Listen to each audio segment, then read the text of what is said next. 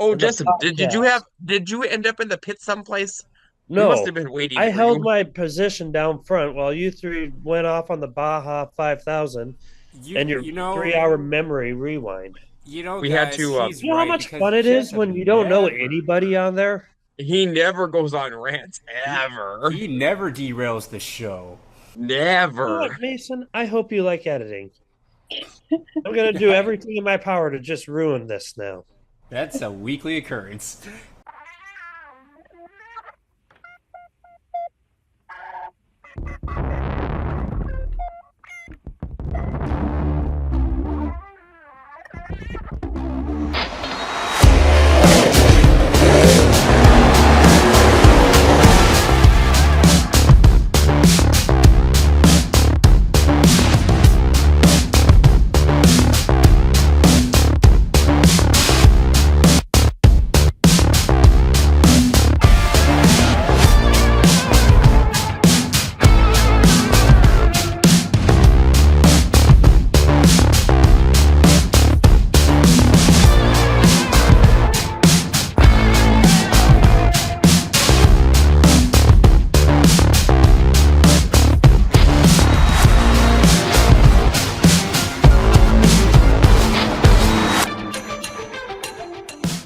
Welcome back, everyone, to the Track Packers podcast for episode 13 of season 5. We are back after a week off of busy travel. We have the full cast here, myself, Mason, along with John Breckel, Jessica Pelkey, and Becca Pelkey. John, how are you doing this week? Mason, I'm doing quite well. It's it's a little toasty, as you all saw probably on, Facebook today. Mr. Miserable was quite miserable with his hot temperatures. The garden's been miserable. Yes, I'm sure Mr. Miserable was having a day. Hey, John, Yes. this is Yes. from, this is from Mother Nature. I Take that agree. black flag. Nobody's wanted to deal with this garbage. This is so true. Jessup, how are you doing this week? I'm doing pretty good. Kind of missing tour already.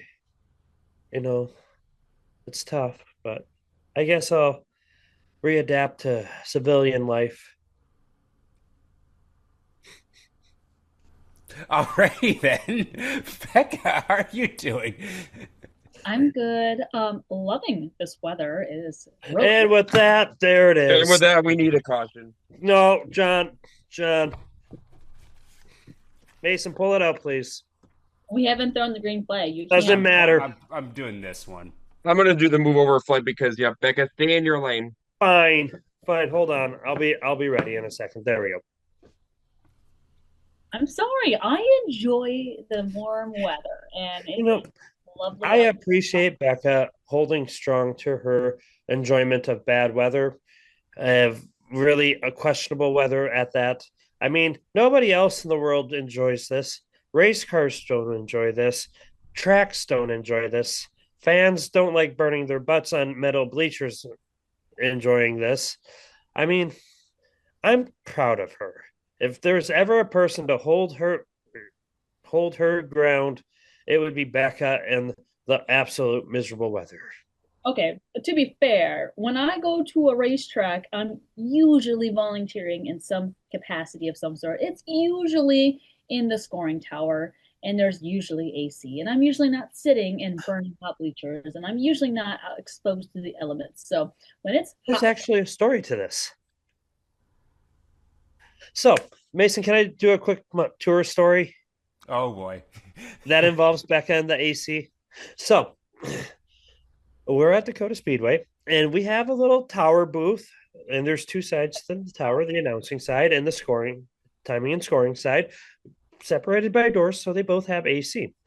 So, Brandon Beater, the race director, was going up to the tower, and at first there was AC turned on. So then, as the night would go on, he would have to go down. I think for whatever reasons, he would leave the tower, come back up, and the tower all of a sudden was like roasting hot. So he would go in and have to turn the AC back on, and Then he'd go again, leave the tower, and come back up, and the AC's off again.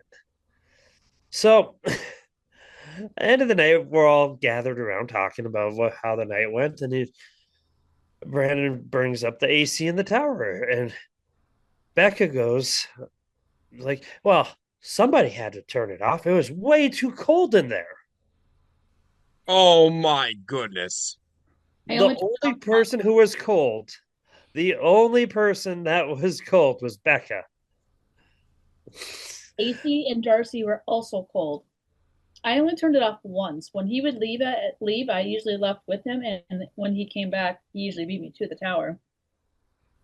So, anyways, he had to go over to the announcing side of the tower for a bit to cool back down before going back into the roasting sauna. Thank you, Mason. You may continue.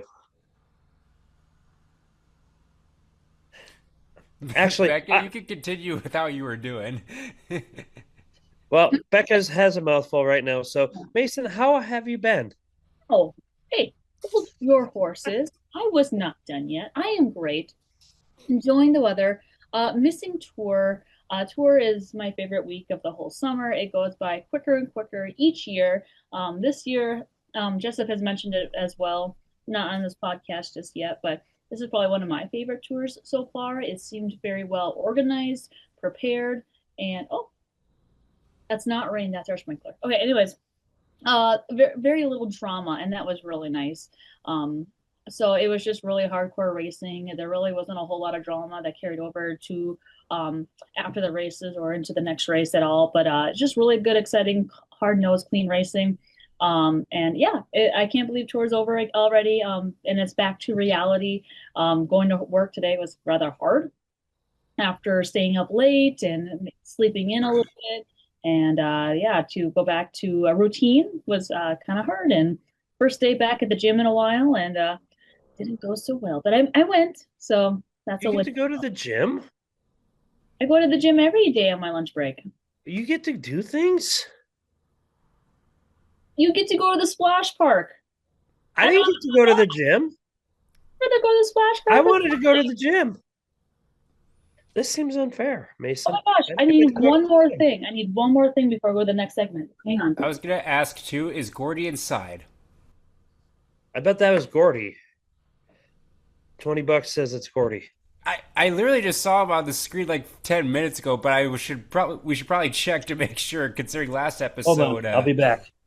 that was kind of an issue. Well, while they're dealing with whatever, I'm doing pretty well. I had a nice trip over to. That's Corey. You just went across the screen. That was perfect. Oh, yes. I just got back from a long trip over to Wisconsin, and so nice to get back home after a couple of days, even though that's one of my favorite weekends of the year, too. Kind of like Becca just had her favorite week of the year. Going over to Wisconsin for some dirt track racing for a few days is one of my favorite weeks of the year. So nice to be back. July's not slowing down anytime soon for me, so it's on to another week. But we want to thank all of you watchers and listeners of the Track Packers podcast. We greatly appreciate the support near and far. Got a couple of shout outs. One to Racin Rudlin, one of our local legend drivers in the area. We actually shared on the podcast page, I believe she's now become a great friend to young Miss Riley, and so that's great to see that young connection. And also one of our loyal listeners over the last few years, Tucker Quinn, who I saw over at Rice Lake Speedway on Saturday in a very Jessup-approved looking ride. I really should have taken a picture. If I can find one, I will share it on here because it's a beauty. So thank you, Tucker, for supporting us on the podcast. Why don't we get things started? That is the wrong flag. Ha! Sorry. Oh. Yeah, Good job, get Mason. things started with who or what we are repping and officially start episode 13. We'll get Jessup in line here, but we'll start with John. Who or what are you repping?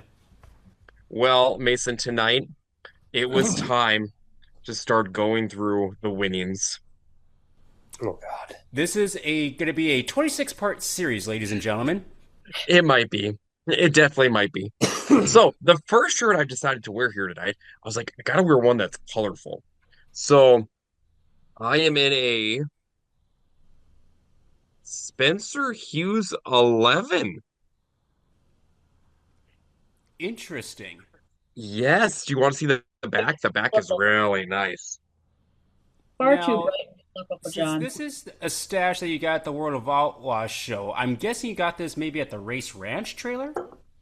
I did. I did. It was on one of the clearance racks. I'm gonna have to check my scoring tower real quick. Mason, does the acquisition through purchase considered a winning? That it.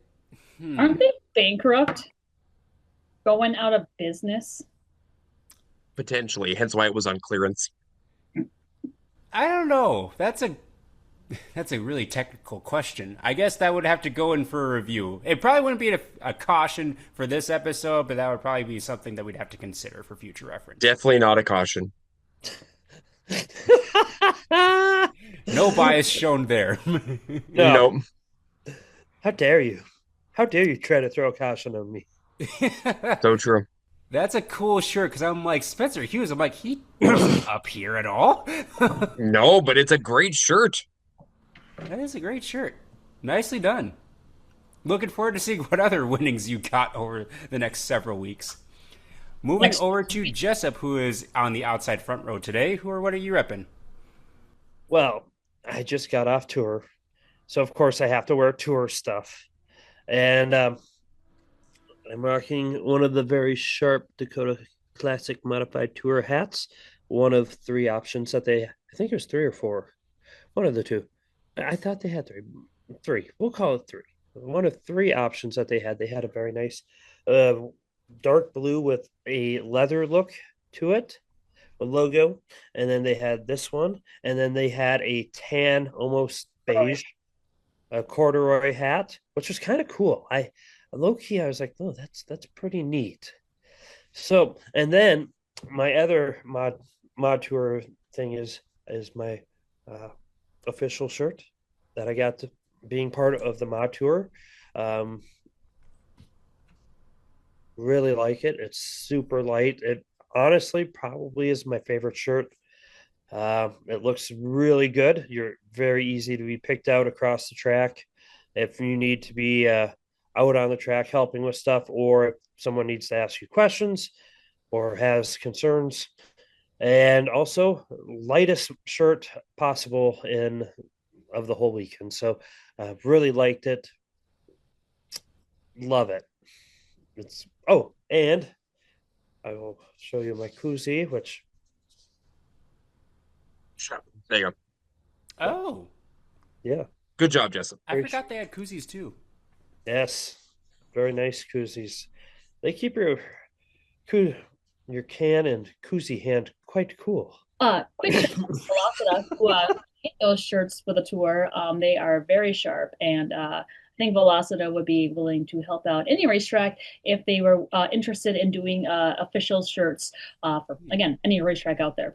Also, Dakota Classic Modified Tour is going to open up their online store. So if you couldn't make it to any of the tour stops, you can purchase hats, t-shirts, and they also have a larger availability of, like, maybe you want a hoodie, maybe you want a tank top.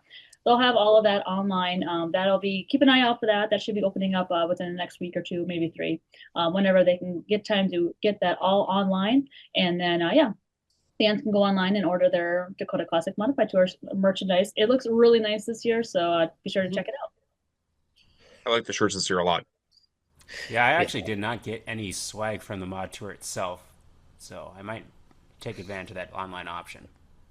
See, Mason, you could have asked me. I would have got you a shirt. I would have remembered to get you a shirt, and would have had you, delivered it to you the next time I saw you at a racetrack. Thank you, I appreciate that. For my gear this week, for the hat, I'm repping a guy that we'll probably talk a little bit about with the Dakota Classic Modified Tour stock cars, in particular for this gentleman, the 46 of Johnny Carter. The shirt is one of the new shirts I acquired during Tour Week. This is of Kentner Racing. They are a group of Canadian drivers out of Canada. Well, obviously Canada. Saskatchewan is what I meant to say. We have Ryan Kettner in the 66, and then Leah in the 6, I believe it's Faith in the 6, and Leah in the 16. And got the pink shirt because pink's my favorite color. And big congrats out to Faith Kettner. She got her first career IMSA Hobby Stock win this past weekend. So that was awesome to see her hold off some very solid competition, including Kyler Saturn and Diesel Reynolds. So congrats to Faith on the win, and thank you for the shirt as well. Happy to rep it. Which leads us to Becca, who is rocking a hoodie on a beautiful day like this. What are you repping? I would wear some of my new racing gear, but it's really freaking cold in our house. So, wearing hoodie so I don't freeze to death. Johnny Shots. And we might see an old photo of Johnny Shots in the hot sauce rewind coming up later. If I can find it. There's like he's mixed in within one of like 300 of old school photos from the Dakota Speedway. I am keeping warm, wrapped up in my brand new Gabe DeShaw t-shirt that I got on tour. It's very nice. I will wear it one day when it's not so freaking cold in our house. But it's right now it's keeping my legs cold or warm. Sorry, warm because I am cold. So Jessup, we're already in the back. Jessup, I think there's no help. Yeah, but you see, John, this doesn't change the fact that a caution should be waived for the cautioned people. This is true. I mean, you are interrupting our podcast, you two, with your cautions. I mean, there's actually a couple instances I saw this weekend where a caution should have been thrown but wasn't. Anyways, that's good old-fashioned racing for you. Sometimes you win some, sometimes you lose some. Sometimes you're the bug. Sometimes you're the window. Yeah, very much so. Well, that is who or what we are repping for this episode, and we will move, as Becca alluded to, into the Hot Sauce Hot Memory Rewind, giving a shout out to Isaac Sondrol on the 12S IMCA Modified. He did a few races over this last week. His week kind of started last Friday at the Fix-It Ford Speedway. He got a 6th place finish. Made the A-Main up at Nodak Speedway for the first night of the Dakota Classic Modified Tour. And then his other stint on the tour at Mandan did not go so hot. I really don't know how he ended up underneath the guardrail, but one thing led to another, and unfortunately he ended up there and didn't get to start the rest of the night. So hopefully nothing major damaged to the 12S machine, and we hope to see Isaac back out at the racetrack. If you do, be sure to stop by and say hi to him. The Sondrol Snack Shack has all sorts of goodies throughout the year, and he's one of the nicest people to talk to, and so we want to thank Isaac for supporting us on the podcast. Now, Becca, you sound like you're taking the reins on the hot sauce segment this week. Go ahead and get things set up while I turn on my air conditioner because it is steamy in here. I never do this, but it is Hall of Fame week at Dakota Speedway, and we will be announcing our newest class of inductees into the Dakota Speedway Hall of Fame. So, for marketing this week, I have taken it upon myself to find really cool old school photos of Dakota Speedway. And so last night I was going through probably 300 plus photos of just old timey Dakota Speedway photos. And I was sharing some of them with John and Mason because they were still awake as watching the NASCAR races like I was. And Jessup was sleeping. But I know John and Mason enjoyed it, so I thought I would share some of these photos with you guys as well. They're not in any particular order. You guys can see everything that I've worked on for Dakota Speedway. I have nothing. This is looking good. I know. Look at all those photos. I'll just select all and see what happens. So yeah, 315 photos to we can go through. Most of these photos. Basically, we're going through all 315 photos on one podcast. No. Oh, this is going to be going well. Brody, we gotta go take a pee. If anything, I think everyone's just going to enjoy this. Okay, so some of these are really old images from like the 1950s, 60s, and 70s when Dakota Speedway. Okay, so fast forward, racing has been around Bismarck Van Dam for probably 70 plus years. Tracks have come and gone. So yeah, these are at some of the older racetracks around the area that volunteers have worked really hard to find. But this one is actually from Dakota Speedway, which opened up in June of 1990. So this is the original grandstands at the original track. As you will see, the flag stand is on the grandstand side of things, on the outside of the racetrack, surrounded by concrete barriers. And this was actually the setup for Dakota Speedway for many years until I'd say, I don't know, I couldn't tell you the exact number of drivers that drove into those contact barriers, concrete barriers, but it was a one too many, if anything. And they finally moved the flag stand into the infield where it is today. And that was probably in the late 2000s, early 2010s. I don't know the exact year that they did that, but you can see Troy Hypo down here. The other ones, I don't know. We're John, gonna need you to expand the photo back up. you want Yeah, bigger? it's just too small. You want it big? Yeah. Expand your screen. Hit the Expand, green button. expand your mind. Hit the green button. I am sharing. No, Anyways, Not that button. no, the one in the corner of your photos. Hit the Oh. green button so it goes full screen. Okay, there you go. Isn't that better, everyone? It looks so much better. All right, let me know when you're ready to go to Who the knew next. that car was sponsored by 7 Up? I didn't know until now. It was so small I couldn't see it. But pretty cool to see the old school grandstands there before they added the new addition, which is what we think of Dakota Speedway today. So I think those are the same lower bleachers. they are the same lower bleachers. So, um, just really cool old timey photos. They are pretty cool, Becca. Okay, so this has to be in the 1995, 1996, maybe 1997 time frame. This is before they added the old scoring tower, which would be which is my left-hand side of the photo, or the east side of the main grandstand. This is also before they added the announcer's tower up top, and you can see the little itty bitty evergreen trees in the lower half of the photo. They are now quite big, quite large, as John would say. They've become large. They have become very large, yes. So the replica, apparently. All right, so now we're getting into some more modern day photos. Many of these photos are from Lane Mutter of LPT Images. Some of these are from Jay Symes Graphic Designs. So this is the Lane Mutter photo, but a lot of these will go back and forth. So you got a young Jeremy Keller there. Yep. John. And Travis Hagen in the 14T. Oh, a young Travis Hagen. Who else is there, John? 23, Who's the 23 of 17? Mike Nelson. And I Who's think the that 17? 17 was Dale Burke.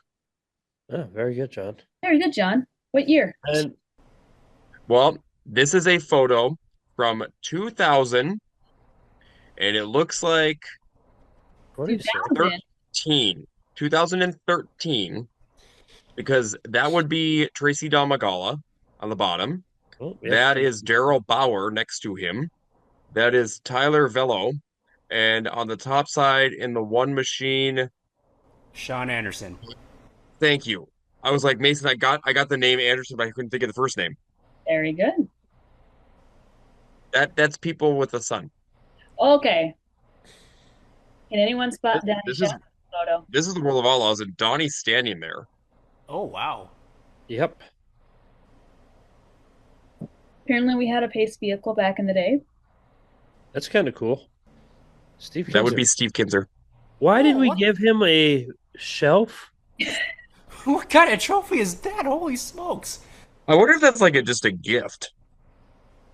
I think that's his trophy, and it's a trophy case. Kind of cool, right? Oh, Wow. well, yeah, that's different. I'll give us I mean, that. you could put anything in there. It's from Racers Performance. At least as part of the sponsorship. All right. Okay, That's so we have Jason Myers. Jason Myers. The 8. I don't remember that one. That's Chad Kavanaugh. That's Chad Kemena. That's I never Granite actually got to see Katango. him race with the Outlaws. Look at the Chad grandstands. Yeah, full.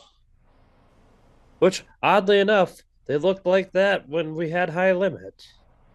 And there's Nikatenko, and then the 91 is, what's his name? Jackson Moffett. Yeah. Kyle Fedek. No, No, Tyler FedEx. Fedek. Oh, That's Casey. That would definitely be, that looks like Joey Saldana. And the Casey Kane ride. a young. That would be a Donovan Weist. with Russ John in the background with Mark Dahl. That would be a Tanner Dosh. Huh. That's Wyatt Rathwald. And that would be Mitch Erickson. Is that Drew Christensen? No, is that Les McClanahan? That's Les McClanahan, I think, and that's Paul Schultz on the outside.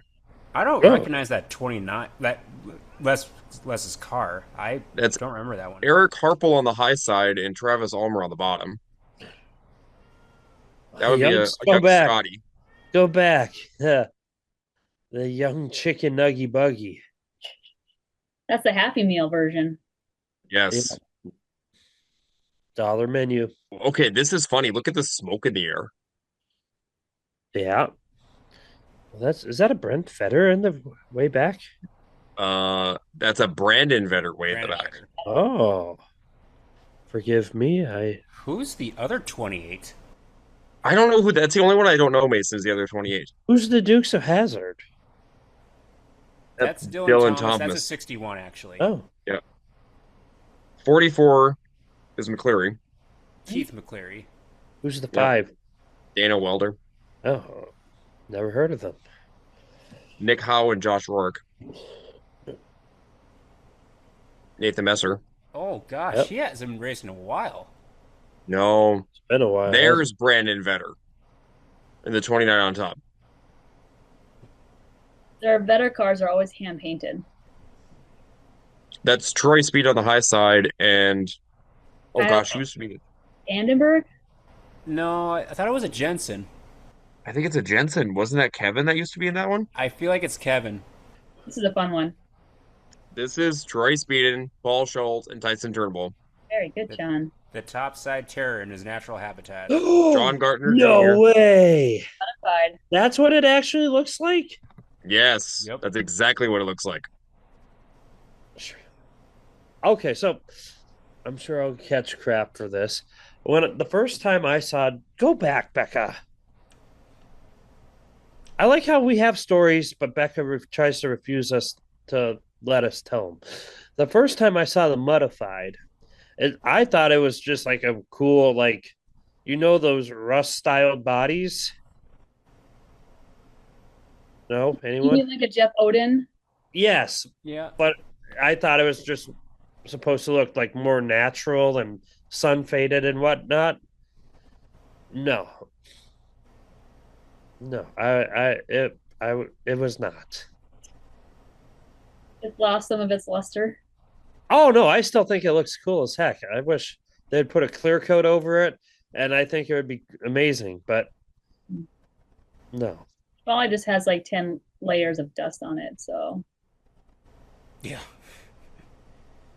That's David That's Kunz the and Jared tornado. Thielen. That's Shane we Williams. had on that for a top. night, and then they got rid of it. Shane Williams, Kevin Or Jensen, tried to. and I don't know the 8. I don't know the 8 either. Gus shots. Jensen. No, that's Kevin Jensen. This is Lauren Anderson. Yep. He was a character. Oh yes. Ooh, Oh Brock my Beater. goodness. That's Rock Beater and Yeah. Aaron Osseth up top. Oh, This must have been the race that we allowed IMCA hobbyists to come race, and they This is whooped. probably a Governor's Cup. is that? Kelly Harder, Ooh. Mitch Johnson. Dave Turkowitz, Tim Perkins, Perkins? Mitch Johnson, Howie Schill. I forgot Tim raced a late model for a little bit. Oh, it's Hellman. Oh, wow. Kyle Vandenberg. Okay, that's who the 371 is. Yeah. But he had that and then he sold it Didn't Ivan Saylor race the 371 for a hot moment? a little bit. Troy Speed's on the outside. Ooh. Cole Lamontang. The 75 is Spencer Wilson. Behind them is Drew Christensen, the 29. The 77 is Is that Dave Brad Aberle. Wilson? Who'd you say? which one? The 77 is Dave 77? Aberle. Oh, okay. I forgot he raced. The 33 is Bargman. I can't see the driver behind. Christensen. It's an 8. Yeah. It's a 68. It's is it Bill Miller out of Montana? It would be Bill Miller then. Yep, yep, it'd be Oh Bill yeah, Miller. Miller on the front. Yeah. Yep. That that's one of Thielen's cars. Yeah. His You first can tell it's Thielen by the way it says Thielen on it. Yeah, he did a mid-season refresh. You know who that is behind him? That's Brian This Brennan. was Governor's Cup. This was Governor's Cup weekend. That's Brian Brennan, and that's going to be Sean Strand over there. Boyce and Pfeiffer. This is Governor's Cup. Scott Gartner, Ron Jern, and Um, Is that Mike LeMay? no, it's one of the Pattersons. the ones that still race. Mm-hmm. Yeah, I think. Well, Colby just Was started that this year, and who is that was Boomer? That had to be Boomer. Thank you. I'm like, I know I've seen his name on the Go results. Scotty, go Scotty. That would be Damagala and Mason. Who was the 12 again? The That's Oh, it 12J. was Jarrett Wald. Thank you, because it was the 12J and the 21J. There's top Nine. nine. Top 9. There's Zach Johnson with Terry Volts as well as Mitch. Mitch needs a haircut. Oh, this is back when the Tower people. Nice. Oh my God, look at Stacy and young Ethan. That's a young Matt Dosh. Okay, so we've got Craig Olheiser in the 16, the 3 of Travis Ulmer, the 44 of Barrett Berg, the 2 of Rusty Coleman, the 20 on the bottom is Brian Swinson, the 91 is Randy Meyer. Well, so you can't see the number 91, but that orange and blue is Randy Meyer. Damagala and Leo. Now, this is back when Larry McFall would announce Tracy's name like the most extravagant way. It would be Tracy. Oh, gosh. Damagala. Oh, boy, Mason. This is a throwback. So that's Troy Kittler, Marlin, and I don't know who's on the outside. That's a very, very... Oh, Dakota Classic Modified Tour. Grant Jughands.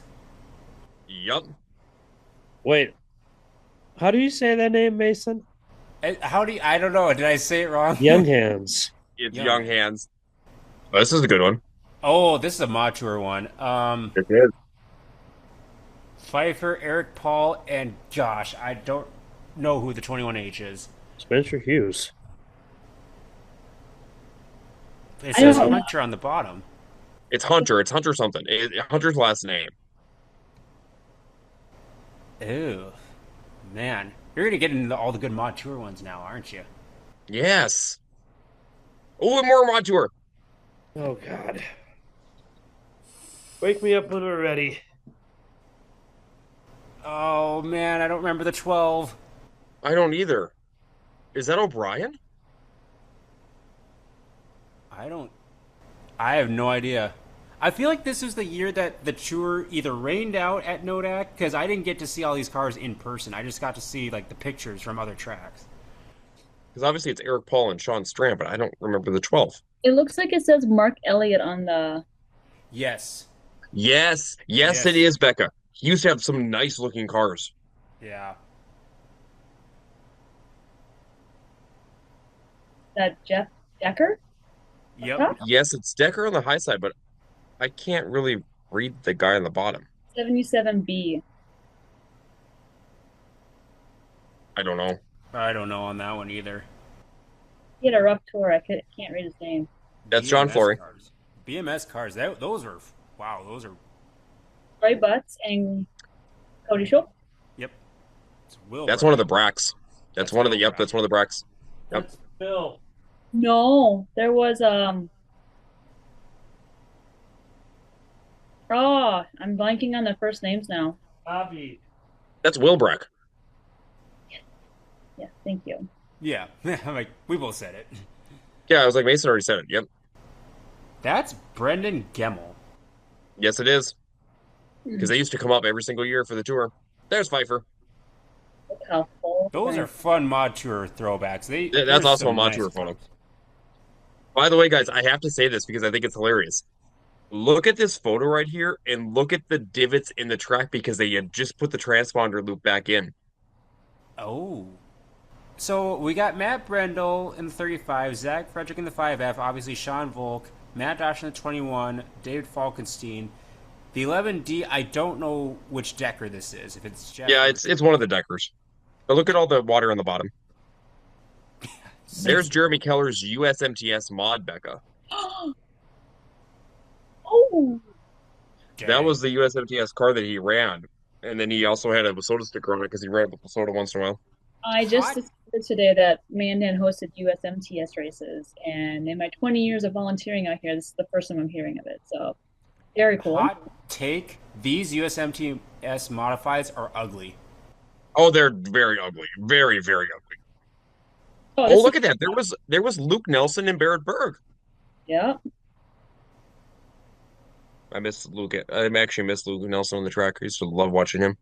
A very young star. What kind of number is that? I don't know who that was. Brad Meidinger, Dave Roeder, and John Feist. Gosh, those are pretty looking cars. They are. That was 2005. That's my first Look year. at that young Becca Red Eye. Jessup. Is she a redhead? Yes. Jessup, look at the photo. No. We had hard water on the farm, and it turned my blonde highlights red. Yep. Last one. Bill Holtberg and Spencer Wilson. Spencer Wilson. Yep. All right. Sorry to bore. Okay, well, good hot sauce, hot memory rewind this week, Becca. You had a lot of very nice photos from Lane Mutter. Yes. Mason can cut as needed. Yes, there'll be a lot of cutting in this. We'll have to cut because Jessup fell over. It's like he got a flat tire. Actually, maybe he had a loose wheel. Northwest Tire did not do its job. Hey, they'll keep you rolling down the road from what I hear. Jessup was rolling down the couch. Indeed. If we're not careful, we might actually fall asleep here. It's okay. We've already got him on camera snoring once before, so. If he falls asleep, that's a caution on him. Where's he at in the lineup? This is very true. He's already in the back, too. Not a caution. It's a black flag on you three for all delaying the race. Oh, Jessup, did you end up in the pit someplace?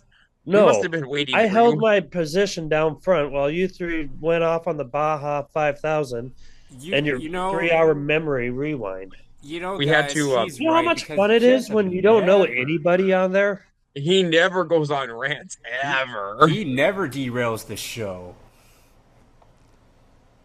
Never. You know what, Mason, I hope you like editing. I'm going to do everything in my power to just ruin this now. That's a weekly occurrence. Anyways, we will move on from the hot sauce, hot memory rewind to the Track Packer report and give a shout out to Paul Bunyan Mini Storage out of Bemidji, Minnesota. You can store it all with Paul. They have 3 convenient locations around the Bemidji, Minnesota area.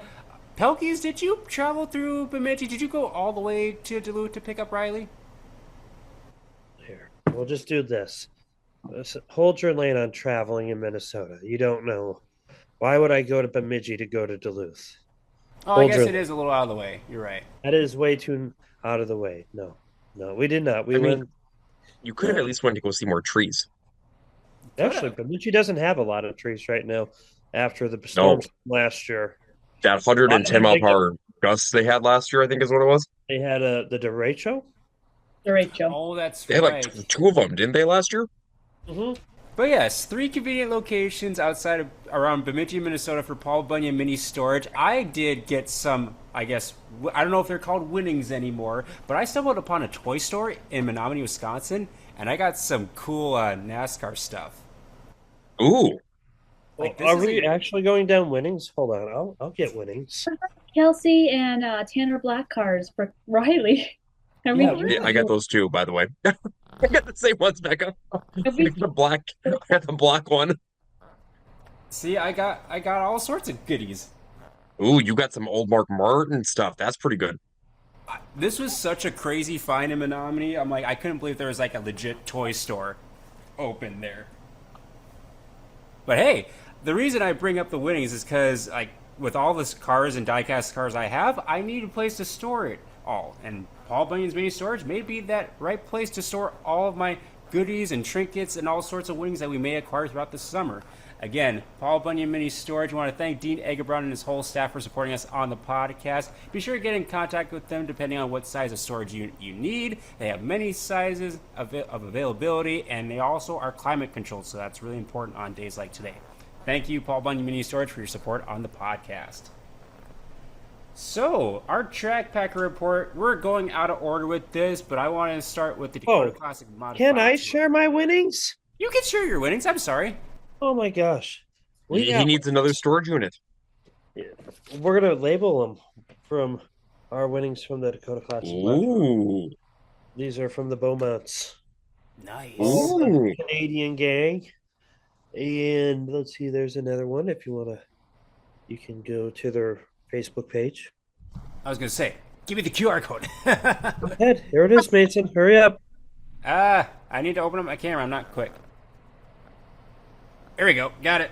Oh, you got Good job. Oh, yes. I saw this Facebook page last week. I did too. And then we got one more. Yep. So, Track Packer report. Dakota Classic Modified Tour. I'm going to hand this over to the Pelkeys for most of it because they were on every single night. But it started up at the Jamestown Speedway. I guess start with kind of like an overall view of the tour, and then we can kind of go through each night however much you want.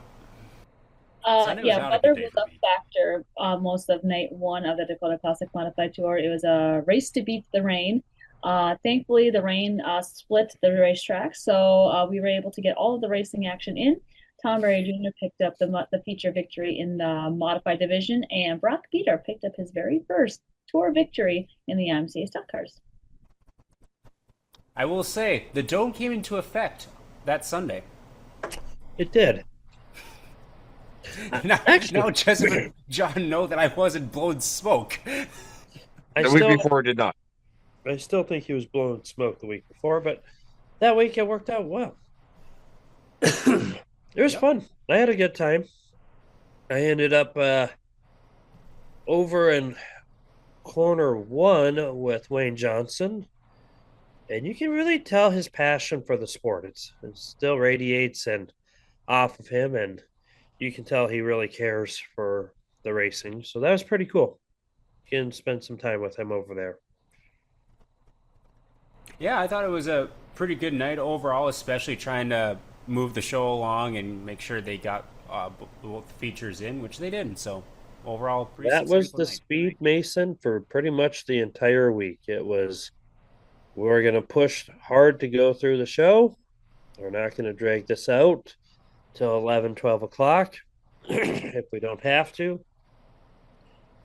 And is there a fight down in Beatrice? And there's a fight. By the way, one note from Nodak, very tough break for Ethan Broxma, because he had that race won, basically. That would kind of be a foreshadowing of the rest of the tour for him, I would say. Just hard luck and coming up a bit short. Yeah. Yeah, and so then the tour went across the border to Estevan for night number 2. Go ahead, Becca. Well, while Becca's thinking about it, we went across the border. There was some slight construction. I was a little worried about that and a little befuddled, but it wasn't bad. We made it across. We got to the border, and they were pretty nice. Honestly, one of the more pleasant border crossings we've had. So that was pretty cool. And then after that, we went up to our hotel in our favorite bar, The Beef. We always have a fun time there. And for the first time, folks, and probably a very, very long time, I got really good service from a waitress. And that was nice. As Beck is laughing, I never get good service. He's not joking. We go places all the time, and they comes out wrong, or they forget to put the order in, or they just forget us, or they're just in a bad mood, and then they take it out innocently on us. Or it just she was a top-notch lady, and she was super cool and super nice, and we had really good food. The racing, typically for many years at when you go to Estevan, you would Get the see a poutine. yes, we usually get poutine when we go to the beef. But the racing at Estevan Motor Speedway, typically when you go across the border for many, many years, you see a trend in the numbers dropping. Fewer mods, fewer stock cars. That has not been the case the last 3 years. Estevan has been holding steady. A lot of the drivers do a lot of homework before going on tour, and they have the right paperwork and all the things that they need to get across if they've had a very exciting past. So you see a lot of drivers make it across the border these days, but you also see a lot of the locals turn up for the Mod Tour race. And for the last 3 years, they've held steady with all of the American races.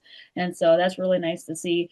Shelby Williams was your victor in the IMCA stock car race, and Tom Berry went back to back for night number two, picking up the victory in the IMCA modified division. He killed it too, by the way. There was just no one could touch Tom Berry Jr. that night. Nope. Nope. Yeah, he had it dialed in Estevan on Monday. Yeah. So yeah, pretty low key night in Estevan. Nothing too crazy that I can remember occurred, which is nice to have like a low key night where you can kind of just get the races in and move on to the next night, which was Williston back down in the United States. And those are my only 2 stints on the tour, so that's all the experience I got this year. All right. I felt bad for Williston as we made it halfway through the show, and then we kept getting sporadic rain, and then it would stop, and then they would work it in, and then it would rain. We get like another B main in, and then it would rain again, and then it would stop. And finally, they called it after the stock cars tried packing it in, and then it rained again. And I feel bad because honestly, I think that's the best the track has looked for Mod Tour in probably 11 years. Hmm. Agreed. And despite the weather that everyone could see on the radar, everyone knew it was coming. The track prep crew did their very best to get all of the racing in. And despite the rain that everyone could see on the radar, they really didn't see a dip in car numbers. Pretty on pace for what Nodak had, what Estevan had, and then a lot of the guys also supported the Wilson Basin Speedway. So, unfortunately, as Justin mentioned, we got all the heats in, got some of the B mains in when the first dose of rain came, was able to repack the track back in, and we finished up the B mains, but then it started raining right before feature time. And by then, it was already pushing almost 11 o'clock, and it was a little bit just too late at that point. So, hats off to the track prep crew up at the Wilson Basin Speedway. The track looked very racy, and I am bummed that we never did get the features in because I think those might have been the best races that we could have had on tour. There was some great racing throughout the tour, but I think that could have been the best racing just because that track had a lot of moisture and a lot of tack. And with a few feature races, I think the group would have widened out and would have been racing everywhere on that track. And that's just a huge bummer that we didn't get those races in. So that was not a drop night for the tour drivers. We did try to get as much of the racing program in as possible. So they ended up splitting the purse with all the drivers who made the feature. And they also gave them equal points, which was last place feature points, 17 points apiece. So everyone got points, everyone got paid. And then we moved on to night 4, which was supposed to be hosted by the Southwest Speedway. Unfortunately, when Williston was getting all that rain, so was Dickinson. And Dickinson just received way too much rain. It rained pretty much all day for them, and they just weren't able to make that happen. They're also in the middle of reconstruction. They're redoing the retaining wall, they're redoing the bleachers, and they're working on some different track prep improvements. So with all of just there was a big undertaking just to make this one race work. So because of all the rain and just they weren't quite race ready, they decided to cancel. No one's fault, and it was the right call because that would have been a huge mess to walk into Dickinson Southwest Speedway and trying to make that work. Yes, so Mandan picked up night 4 since Southwest Speedway could not race that night due to rain. unfortunately, it seems like we lost a few cars in the mods and stock cars. The car counts dropped a smidge for the doubleheader in Mandan. Yeah, I was Yes. wrong. Go We ahead. actually had most cars on tour at the doubleheader in Mandan. Night one had 97. Night two had math 92. So fairly healthy car counts for the doubleheader in Mandan. But night one, you saw Cole Cerneski pick up his first tour victory in the IMCA stock cars. He did double duty the whole tour, ran very well in both the mod and stock car, but he found his very first tour victory in the stock car on night one in Mandan. And in the modifieds, shocker, Tom Berry Jr. won again. That was his third victory in a row. In the modified for the Dakota Classic Modified Tour. So then rolling into night two of the Dakota Classic Modified Tour in Mandan, Tom Berry won again. So 4 in a row for him at this point. Johnny Carter picked up his first victory on the tour on night 5 in Mandan. So then we go into championship night in Jamestown. For the first time since the tour has new owners, the drop a night rule came into effect because in years past we've always had a rainout. At least one track along the way on the tour. So finally, we have a whole tour in, and drivers can start dropping their lowest finish on the tour. So going into Jamestown in the modifieds, you saw Cole Charneski break Tom Berry Jr.'s streak of victories in the IMC modifieds. He was your victor in the modifieds, and in the stock cars, it was a very thrilling battle to the checkered flag as Brendan Labatt held off Jonathan Logue and Johnny Carter for the victory in the stock cars. So that led to Tom Berry Jr. being named your tour champion and Johnny Carter being named your stock car champion as he was the most consistent driver throughout the whole week. His lowest finish was like a 10th place. So very good tour for Johnny Carter. And congratulations to all of our winners and congratulations to our tour champions. Nice. Very exciting end of the tour, and I didn't get to see a whole bunch of highlights, but I did see a few laps of the stock car. I mean, that looked like a really, really fun race. Stalker, I mean, from Mandan the night before was really good. They went 3 wide for the lead over there. And then the stock car race in Jamestown was just wild, to be honest. There was they were slicing and dicing through traffic. And I think the interesting part was, and Becca, you'll agree with me probably on this too, your top point contenders, they all started towards the back. Mm. So there was a lot of movement in that feature, which like Johnny went 19th to 4th. Gabe Deshaw went 28th to 6th. Dan McAtoon started second, went to the back with an early caution, drove it back up to third, and had a chance at the lead if there would have probably been a couple more laps. And then kind of a sleeper a little bit too. Tim Gonska went from 27th to 9th. So I mean, some really big moving and shaking in that feature event. Wasn't that a cool name to see show up, John? Yes, I really like to see Tim there. I hope Tim comes back for the Stampede. He's got, he's related to Chris and Ava Gonska. Mm-hmm. So they kind of always meet up a little bit at the Stampede to all get together since there's stock cars and streets running at the same event. So I hope they come back. Awesome. Any other closing takeaways from the mod tour? Well, guys, I know you guys had a great week on the mod tour. It was a lot of fun. Mason, you attended Nodak and Estevan. I was not able to make it to Nodak. I'm glad you guys did not see me last week Sunday. Let's just put it that way, because you wanted to see somebody miserable and a big bear. That was me last week Sunday. I was pissed that I was not in Nodak. And then I was at Mandan each night for the tour as well as Jamestown.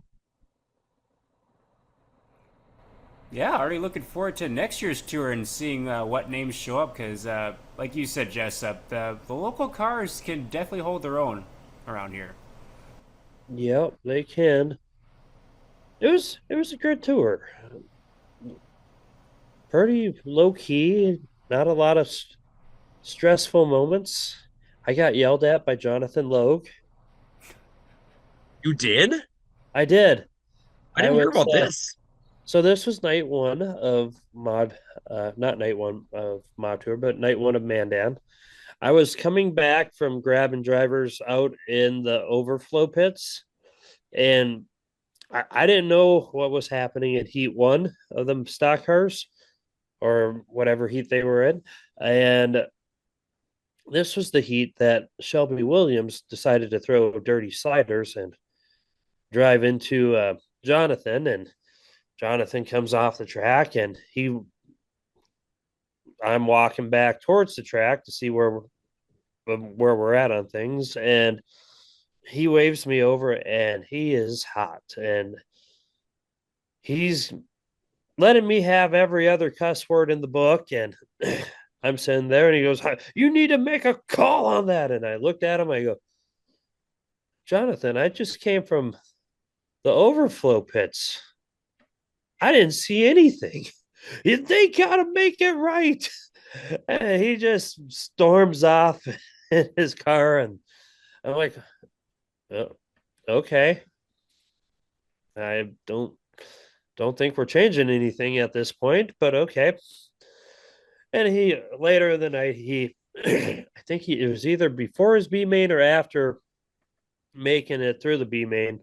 He comes driving by, flying by, stomps and brakes, and calls me over. I run back over. He goes, I'm sorry, I didn't mean to chew you out. It's not your fault, and this and that." And I'm like, huh, interesting. But thank you. Funny part is we heard a story from the night before about his personality from another track people, and they're like, "Yeah, he'll get mad and then cuss you out, and then and then apologize. and then he'll come back and apologize, and he's a great guy." And then oh, He there's was a another fun one to have on moment. tour. He was a Yeah, really fun one, I think, to have on tour. yeah, And honestly, guys, I think if he comes back next year, I think he'll be. I mean, he was competitive at a few tracks. He was really competitive at Jamestown. I mean, he looked mhm. really good in Jamestown but I wonder if he's better on like the little smaller bull rings Well, they than said making the stock car. Jamestown is kind of like Boone, is what Yeah, maybe. his Maybe kid like the same said. driving style, maybe a little Yeah, bit.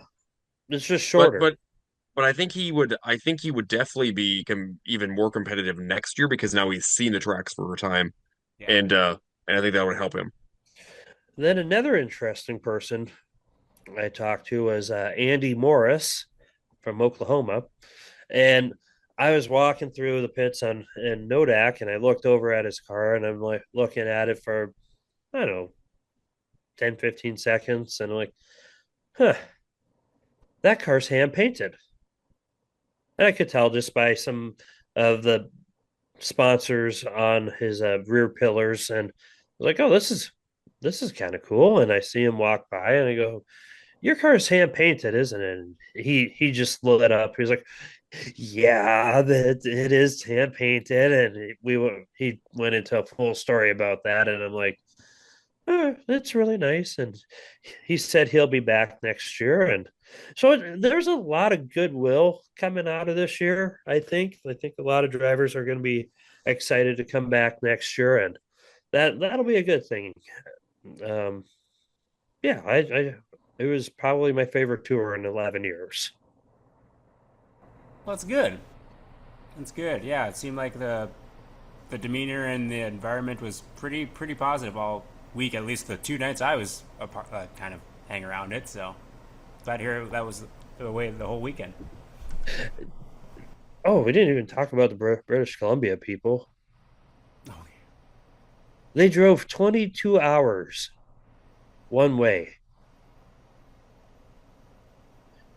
and that's a haul. yeah, they were some really good people here. Let me just pull something up here, just to make sure I get things right on. Let's see. No, not. Becca, you talk for a moment. I want to bring them up again, but I just got to make sure I have the right names.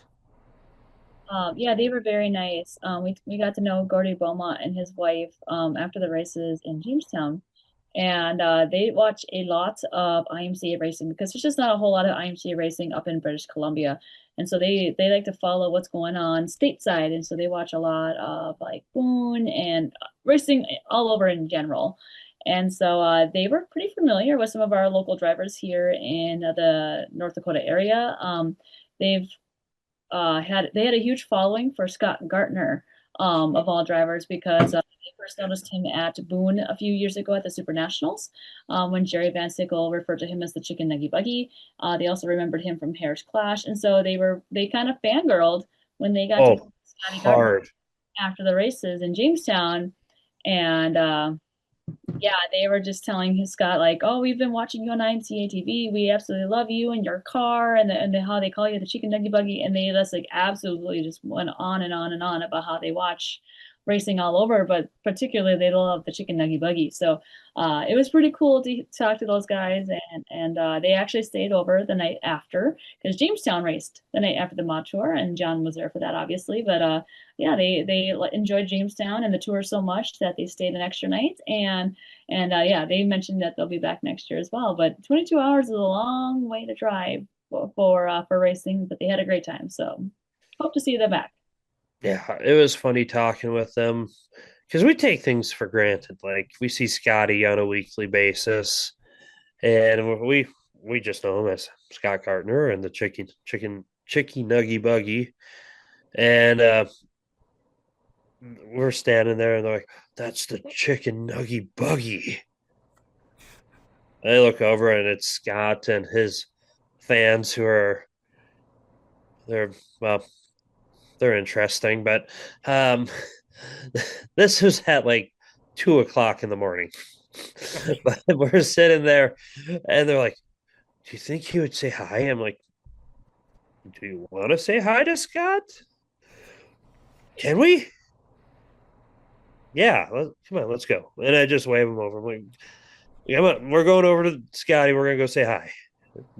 They fangirled, super fanned on him pretty hard, and after they left, and it was funny. They were swapping stickers back and forth, and I go, "Scotty, you're no one's ever going to believe that you had other people fangirling over you. The only people that are going to know is you, me, Becca, maybe, and them." And he's like, "I know that's horrible." And I'm like, "But if it makes you feel any better, they're going to go back to their track, which is Taylor Speedway, and none of their friends and family are going to believe that they hung out with the Chicky Nuggy Buggy." And he's like, "Yeah, that's true." Dang, Scotty's a big deal. Apparently, but they were so cool because, like I said, we take it for granted. We see all this stuff. We see the tour every year, and it's almost like we grow numb to it, I guess, like the specialness of it. And these people, it's a die-hard bucket list, die-hard race fans and racers came 22 hours to come participate in it, and they enjoyed the entire tour. And they had a tough tour, too. I know Gordy had motor issues in Nodak. And then he broke something else along the way, too. But yeah, it was really cool hanging out with him. Nice. Yeah, a lot of good stories from the tour this year. Great job to everyone involved, whether you helped for one night or all 5 or 6 nights, I guess, technically speaking. Already looking forward to next year for the 38th annual. I'm correct on that? That is correct, Mason. 38th annual. So that'll be coming up pretty quick again once next season rolls around. Nice. So that was the Dakota Classic Modified Tour. Because I don't want to lose Jessup and Becca. Are we okay if we kind of move to potentially some wins of the week, so that way you can highlight a couple people that had a good week? I agree. Let's go white flag wins of the week. But we will give a white flag shot. Oh, that's a cool white flag, Becca. Oh, dang. White flag and giving a shout out to our good friend Brody Carlsrud, who was also on tour in the B1 IMCA stock car. Had an absolutely great week. I know he was ecstatic the first couple of nights I saw him, and I'm sure he's stoked with how the week went. I believe he ended up fifth in the tour points. Yep. But yes, Brody had a great week. Congratulations on a great week, Brody. You can follow his racing at B1 Brody Carlsrud Racing on Facebook, and hopefully you'll get a good episode going with the real deal with B1 here pretty soon, because I'm sure he'll have a lot of good stuff from the tour. And so, thank you, Brody, for your support on the podcast. All right, wins of the week. John, who do you have for wins of the week? Oh, I get to go first? Yes! Well, I wonder who John is gonna pick. Oh, I was going to let John have it. Well, my first win of the week, Mason, is going to go to the brand new stock car champion, Mr. Johnny Carter, who had a very nice week over at the Dakota Class Modified Tour. It's nice to see Johnny on the whole entire tour, because Johnny's run here or there before, right? A little bit with the tour events after going to an IMC stock car. And if you think about it, the first two events that he ran with the stock car on tour, he won in Jamestown, unfortunately was disqualified, rule infraction, right? And then won again over at Mandan for season championship of the tour last year. And this year they're committed to the whole entire tour. And like Becca said, worst finish was 10th. And that was up at Estevan. It's kind of interesting to watch Johnny because the first couple of tracks he was not really familiar with because he doesn't run them very regularly. And then he got to his kind of home base tracks towards the end of the tour and definitely put on a show at those two. So congratulations to Johnny. Great week over there in that 46 machine. I'm shocked you picked him. I know you guys were surprised that I took Johnny. I mean, you guys are just probably shocked. So, okay, I'm gonna go a little bit away from the tour now. I have to give a big congratulations over to Shane Zabrowski. Shane has had a lot of wins in his great racing career, but the Tardium Memorial Race was this past weekend over at Hibbing. They had 82 super stocks. 82 super stocks. We haven't seen numbers like that in years from a super stock division, maybe even in a regular division up here, just running for a special up in, Wissota country. And he picked up a big win. It was the largest payout in the Wissota super stocks. And he was pretty good within that feature event. So congratulations over there to Mr. Shane Zabrowski. And then I'm going to go back to another driver that had a pretty decent tour. I'm going back to the tour. Stuck around an extra night, and that's the dark horse Travis Hagen. Travis wasn't able to run the whole tour last year because of his health issues. He picked up 100 wins already this year so far within or over in his career within the IMC modified division. Eclipsed that mark this year. And he's still picking up wins, but definitely with the health battles, it's a little bit more strenuous on Travis than what it's been maybe in years past. So it was nice to see Travis had a very good tour. Had a couple of events that kind of were his downfall, especially Mandan on Wednesday. I talked to him actually about that after in Victory Lane on Saturday. He's like, yeah, if I could have that night back, that would probably be the biggest thing for the tour because he was running second when Chad Porter spun over in 3 and 4 and he got into him and just cut had a lot of damage and eventually cut down a tire. And that would have been probably a top 5 night for Travis for sure. So unfortunately for Travis that kind of hurt his points situation, but he stuck around in Jamestown the next night. He worked his way from 11th to take the lead with about 8 to go. And that was a really good battle up front between him and John Nord.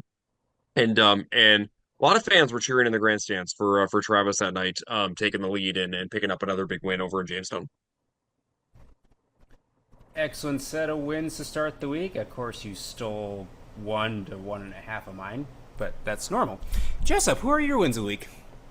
People, Mason. That's who I picked. No, I'm gonna go with the B1 of Brody Carlsrud. All week, I was joking with him. I'm like, just gotta do top 9, get top 9. And he's like, why do you keep saying top 9? I'm like, it's a Western thing. You Eastern folk wouldn't understand.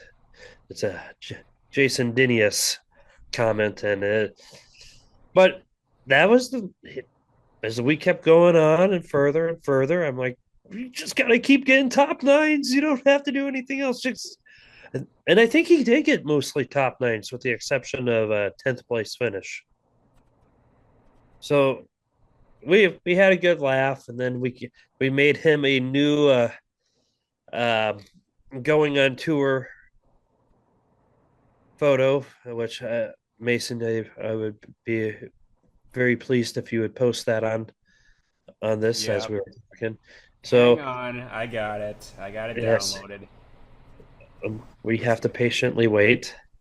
Yeah, I gotta make sure it's appearing on the correct screen. There we go. Becca is helping me with AI because AI is now the new thing. There it is. Brody Carlsrud going on tour. Should say went on tour, and he hauled the mail. So Brody's my number one. He finished not number one, but he's my first guy. Um, Can I make a joke? yes. I heard he mailed it in at Ada this week. Uh, oh, He He oh, did. did. I was even there to witness it. that was another thing we were joking. We were coming up with like dumb announcerisms, and like he was getting kind of beat and banged around for a bit, and then the next day we were joking like, no more being nice. You gotta stamp them or something, and Oh, so you, Got to and stamp up. That's he got awesome. stamped. Or I was like, your delivery has been rerouted, or you've been rerouted, or something like that. Or it was. Then of course there's always the delivering the mail, but he came up with, you got stamped, and I'm like, yes, this is good. I think my next person I'm gonna go is Cole. I'm gonna call him Sharnasty, not Sharnesky, because he was a double duty driver for the week, and he was really good. He got a win in both the mod and the stock car, and so that was pretty awesome. He's really consistent all around throughout the week. But Cole Sharnasty of Wisconsin will be my number two, and then my third one. I think I'm just gonna go. I mean, we could just go TBJ. He's Mhm. continuing a very strong mod tour legacy of being one of the most dominant drivers in mod tour history, and he really piled it on this past week, and you know, I don't know, love him, hate him, whatever your feelings are on him. He knows the tracks, he knows how to be successful, and he's not afraid to wheel the car if he has to. yeah, no matter what the track was like, he pretty much had the setup dialed in all week. With the exception of Jamestown, it was, we're going high and we're gonna fly, and it was awesome. Excellent set of wins for you, Jessup. Becca, go ahead with your wins of the week. My first one of the week will be tour related, and that will go to Brock Peter, who picked up he's been on the tour for, he mentioned 20 years. And on Sunday, up at the Nodak Speedway, in front of his home crowd, he picked up his very first victory on the Dakota Classic Modified Tour. So congratulations to Brock Peter. He overall had a very great tour as he finished runner-up in the point standings. He was very consistent the entire tour, just came up a smidge short. So nothing to hang his head about. Obviously, I'm sure he wanted to win the championship, but overall, he had a very good tour, and you really can't hang your head on that because he had to beat some of the best, both locally and nationally, to do as well as he did. So, congratulations to Brock Peter for picking up that very first tour victory. Second tour victory, or second victory of the week, win of the week goes to Dakota Speedway for picking up. The Southwest Speedway was supposed to race night 4 of the tour. When they canceled, it was a big financial risk for Dakota Speedway to come in and say, yes, we'll race, especially with less than 24 hours notice. And all the volunteers came together. The track prep crew hit the track as soon as they could because it had rained all day the day before. And it made for a very fun and exciting racetrack for night four of the Dakota Classic Modified Tour. But the fans, they filled the stands, and we heard really great things from the drivers as well. So, unfortunately, had a little bit of carnage, as John would say, as some drivers got there was a one particular wreck in the modified feature that collected a couple cars, and all of those cars ended up going home early on tour. But with that exception, overall, it was really good and exciting racing the rest of that night. So, congratulations to Dakota Speedway for just making that happen. Otherwise, that would have been a drop night. Uh, uh, uh, for the tour drivers, and they're all here. They want to race, so we're gonna race. And then my third and final win of the week goes to Faith Kettner for picking up her very first IMCA Hobby Stock feature victory up at the Thunder Mountain Speedway up in Botno. She did that up on Saturday, so there were 15 cars that showed up, and she was up front the whole time, and she picked up her very first victory. So congratulations to Faith Kettner. I approve of all those wins as well. My wins of the week, my first one's going to go to Jeff Ekdahl. He got his first career Street Stock Tour win on Friday at the Red Cedar Speedway. He was debating on whether to go to Rice Lake to follow the tour or go back to Ogilvie where he's competing for a track championship. He went back to Ogilvie Raceway and got the feature win there. So, doubled up on the weekend. Pretty good weekend for the 11 junior Jeff Ekdahl. My second win, I'm going to give it to Trevor Nelson in the 71 Superstock as he swept the Andy Davey Memorial down at Brown County Speedway both nights. Again, high-paying show for the Superstocks down there, and he's definitely the tough guy to beat down in that area, and so congrats to him for sweeping the weekend. Before I get to my third win, I had a fun bit for Shane Zabrowski, John, until you stole him from me. Because not only did he win the Tardy Memorial on Friday, he also won in the mods, and then he 6-7'd it in Ogilvie on Saturday, sixth in one class, seventh in the other, and then he won 3 features at Granite City on Sunday. I mean, what better weekend could you have if you're Shane Zabrowski? But my third win's going to go to the Never Alone crew as they got their first win as an organization. Lincoln Miller got the win on Thursday at Norman County Raceway. That was really cool on the Never Alone night. That was absolutely awesome. They got a custom trophy and all that. And they almost pulled off the win at Fiesta City Speedway on Friday. They had a 3-wide finish and just came up short in that. But hats off to that whole crew. They're working hard, and I'm going to be visiting their shop this week. And so fun to see them have some success and get that first win under their belt. Can I just say that Tardy Memorial had great promotion? Like, it was everywhere on my social media, and I'm glad to see so many cars turn up for that. Yeah, it was just hats off to everyone that was involved with just the promotion of that event that made it so special and made people want to go race it. So that's really cool.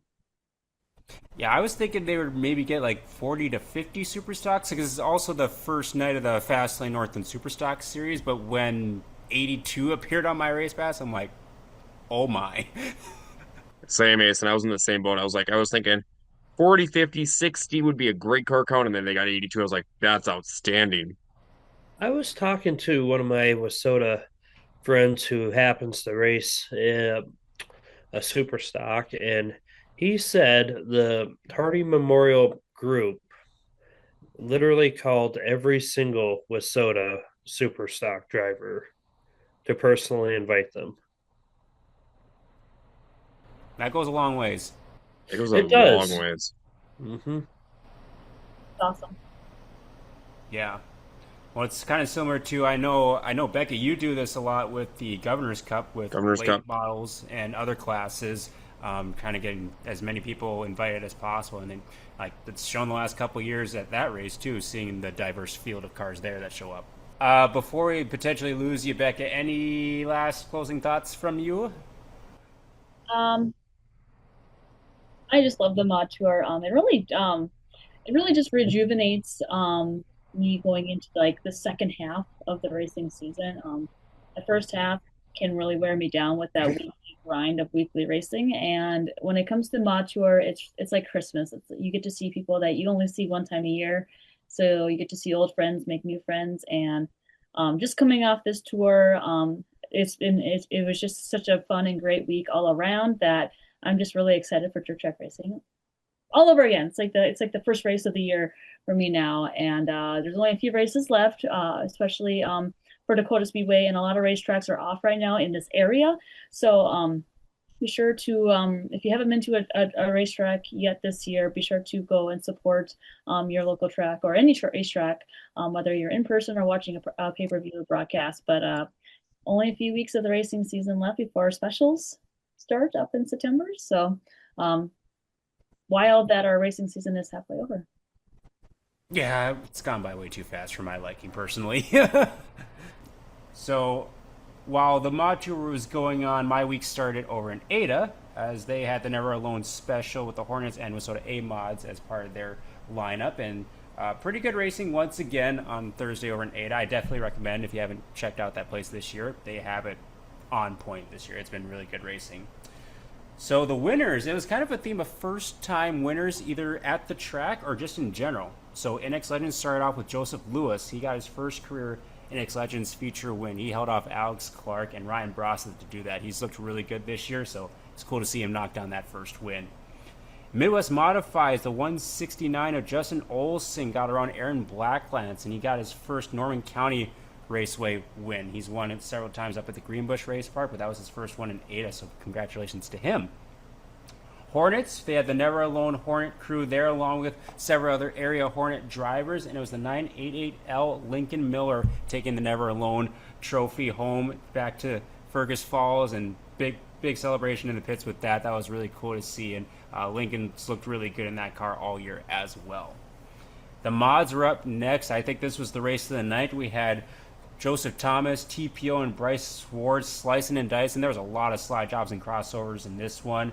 It ended up with Bryce Sword edging out TPO at the line to get the win, and I believe that's Bryce's first win up in Norman County as well.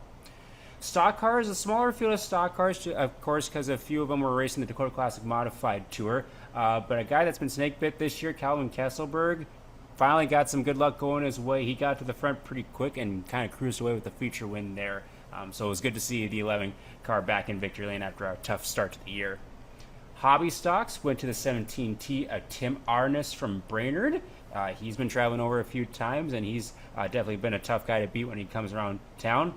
And then the Sport Mods had the Sanders Sport Mod Challenge, so they were racing for, I believe, I can't remember if it was $1,000 or $2,000, but either way, elevated payouts. So definitely some hot action. Brody Johnson, the 84, was leading a lot of laps until a caution came out.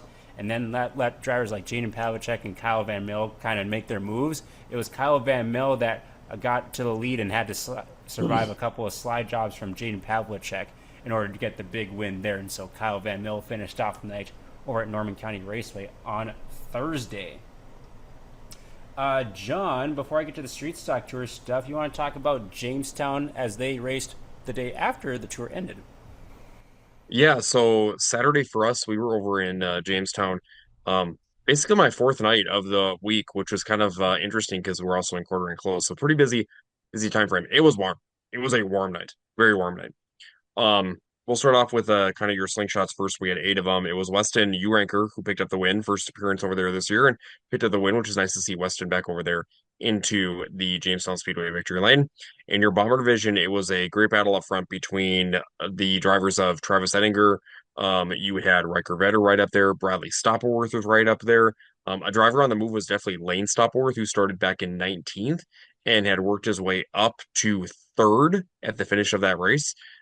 So really nice run over there. But yes, it was Travis Ettinger, your points leader, picking up the win over Riker Vetter, who picked up a big win over in the Tri-County Speedway down there on Thursday. Was that Thursday night, right? Or Friday night? Thursday night with the fair.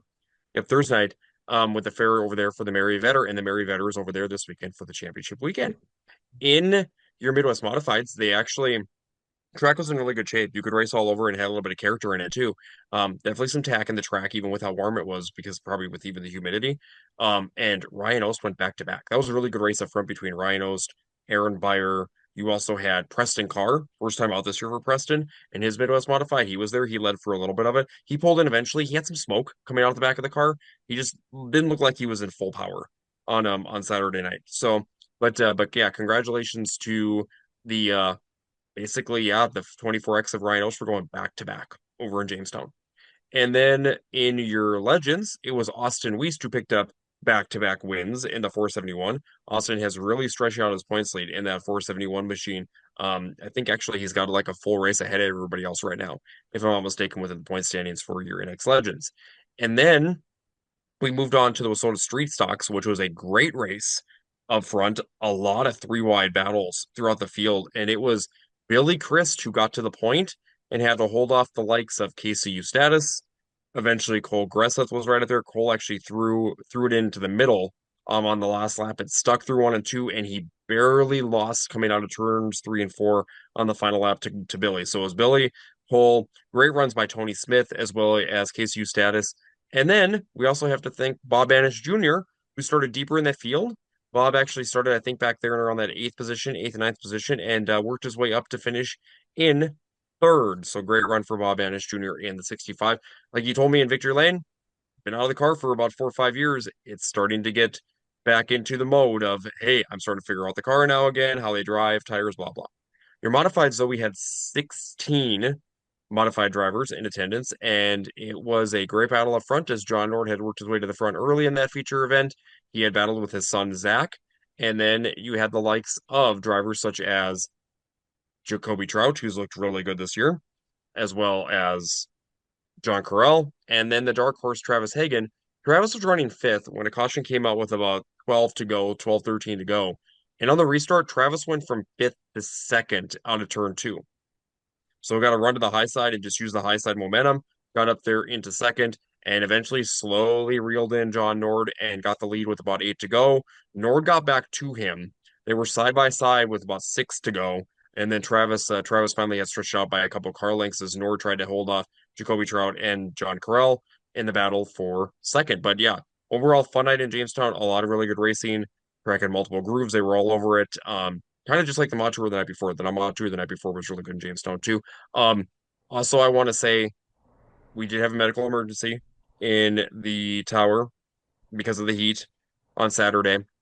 The good news is it was Stacy. Stacy, we've all known Stacy for many, many years. A valued member of our community within not just here within the states, within basically North Dakota, but throughout the racing community because Stacy's done a lot. And Stacy is okay. She had a heat stroke. She had fluids pumped in her. She had to go to the ER. She also had basically some other stuff that they had dealt with medical wise. And she is home. She's doing well. And she expects to be back out of the racetrack again soon. Good news to hear out of Jamestown, and great that they had a couple good nights of racing. Yeah, so while the tour was finishing up in North Dakota, I went on the street stock tour over to Wisconsin, and it's one of my favorite weekends of the year. It's beautiful scenery over there. I enjoy the tracks over there because they're different, they're unique. They got red clay over it, specifically red cedar and Rice Lake, and the racing was pretty fun both nights. And it was warm. It was definitely warm. Not as warm as over in North Dakota, but it was definitely warm. Friday, the first night of the 2-night swing for the Street Stock Tour, they actually ran 4 classes. They had supers and Midwest mods to take the night off, and so the night moved by pretty quick. I think we were done with heats within 45 minutes. So I didn't get to see much of the first couple of features as I was getting ready for the streets, but the USRA late model Stephen O'Brien Jr. got the feature win there in the 14 machine. The Wissota mods went to the 3 at Shane Hablopka. And then the street stocks came out, and up front it was Tommy Begonis and Cole Richards on the front row, and Jeff Ekdahl in the 11 Jr. took the lead on the high side, and he was one of the few cars that was making the high side work. Now he would have had to hold off several challenges from Nick Trainer in the 19J, who unfortunately succumbed to a hole that was developing in the middle of 3 and 4, and it was getting bigger and bigger, and then it was claiming car after car. So Nick, unfortunately, was the first casualty of that as he hit the hole and basically separated part of the rear end of the car. So that knocked him out of contention. Justin Vogel, I think, hit it early, spun out, and so he is headed to the tail of the field, but he was working his way back up to the top 5. And then Parker Anderson also hit the car stopped basically. It kind of cut it out of gear. And then Cody Coomer had nowhere to go and ran him over too. So some heavy hitters that got knocked out of contention throughout that race. But Jeff Ekdahl had to survive one late race restart from Vogel, who again from the back got up to second. But Jeff got the feature win. That's his first career tour win. And so he was pretty pumped up in victory lane. Vogel finished in second, then 19A Sean Amundsen was third. And then in the late models, it was basically a race to the high side as Mike Prochnow got up there first in front of, I believe it was Ashley Anderson, and Mike Prochnow got the feature win in the 68 machine to finish out the night at Red Cedar. Then the tour moved on to Rice Lake. There were 5 regular divisions were in action. Blake Adams in the 40D made easy work of the Midwest Modifieds through several restarts. Same is true with the Wissota Superstocks, the one of Ryan Olson. Mods went to the 57 of Mike Anderson this time. And then once the street stocks came out, there was another side-by-side battle. We had Cole Richards once again battling up at the front. We had Tommy Pagonis, Nick Trainer once again, several contenders up there. Cole Richards actually pulled away to about 2-second lead, and then a caution came out with about 7 laps to go. And then Nick Trainer was working the high side and made the move with 5 laps to go to take the lead in a 3-wide move with Cody Coomer as well. And so Nick Trainer ended up getting the feature win, and that made it 6 different winners in 6 events for the Street Stock Tour so far in 2026. So that's pretty cool. Kyle Dykoff made a late race surge to second, while Cole Richards settled for third. And then your Pure Stocks, which was kind of it was an interesting race. There was a lot of beating and banging, and resulted in one driver getting black flagged. So no shortage of action in the Pure Stocks.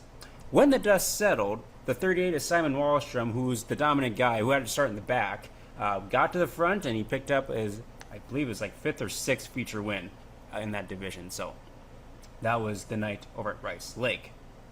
And then I'll just quickly go through the results of Granite City, as it was Meet the Drivers Night. So, of course, I got a whole bunch of winnings, Jessup. I legit got winnings. Lots of goodies. Lots of hero cards. It was great. They had a lot of classes running. Street Stocks went to the 76 of Braden Fleck, his first win at Granite City Motor Park. The Midwest Mods went to the 11 of Landon Rant.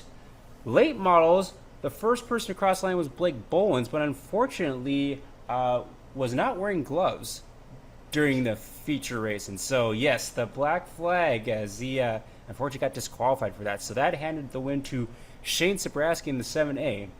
Shane just lucking into another race. Just, I can't believe the dude's luck.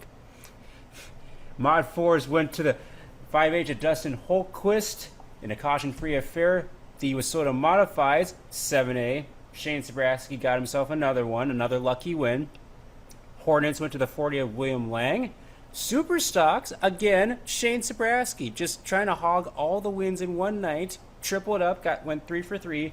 And then the Crown Vics went to the 12 of Wayne Nelson. And when I say it was warm on Friday and Saturday, Sunday was very warm at Granite City. Thankfully, there was a breeze with the 90-degree weather. And James in the water truck sprayed the fans in the stands multiple times to keep everyone cool. And so it ended up being a pretty good night of racing. Like, the track was pretty slick to start with the heat races, but come feature time, the sun went down. That track actually had multiple grooves and was really racing. So that was the weekend of racing. A lot of stuff going on. So why don't we talk about what's upcoming next, Jessup? Do you have the Dakota Dirt site ready to go with what's upcoming next? No.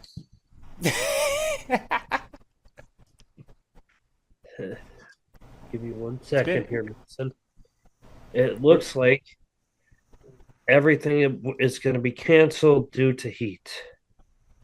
Yes. We'll see. Yeah. I think it's supposed to cool a little bit by the weekend. Not enough. My garden and blueberry bushes are not handling this 100+ degree weather well. You all Anyways, keep the 100-degree weather. It's mid-90s here, and that's plenty enough for us. anyways, Dakota Speedway will be hosting their Hall of Fame night with their weekly racing with IMCA mods, stock cars, hobby stocks, NX Legends, and slingshots. Looking over at the River City Speedway, it is King of the Wings. I kind of want to go to that. NOSA versus MSTS 410 sprints, Lightning sprints, Western Renegade, Wingless sprints, and 305 sprints. Moving over to the Jamestown Speedway, you'll have Kids Night. Didn't they just have Kids Night? No, that was last week, Jessup. This week's the championship of the Mary Vetter. Oh, wow. That must have changed. All right.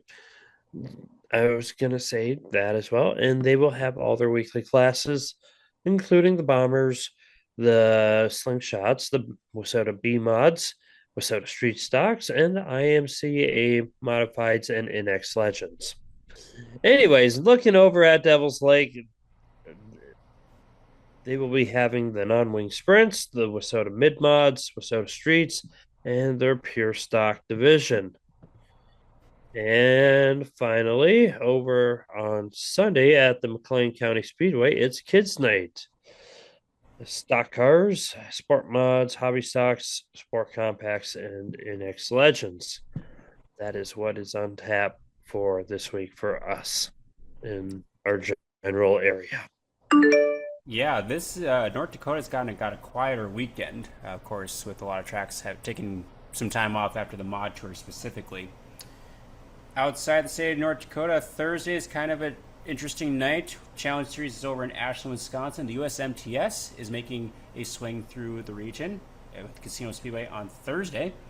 Norman County has the King of the Wings with the MSTS and NOSA sprint cars, so that should be a good night for sprint car fans, and they will also have the Race Saver sprint cars along with NX Legends. KRA Speedway is hosting the first of the two-night swing for the Street Stock Tour this weekend, and Victory Lane Speedway is also running on Thursday. Friday the 17th, Brown County Speedway is back to their weekly racing program. Red Cedar Speedway is back in action once again. Dead Horse Creek Speedway is the first of two nights for the NLRA, so a lot of late models will be going north of the border.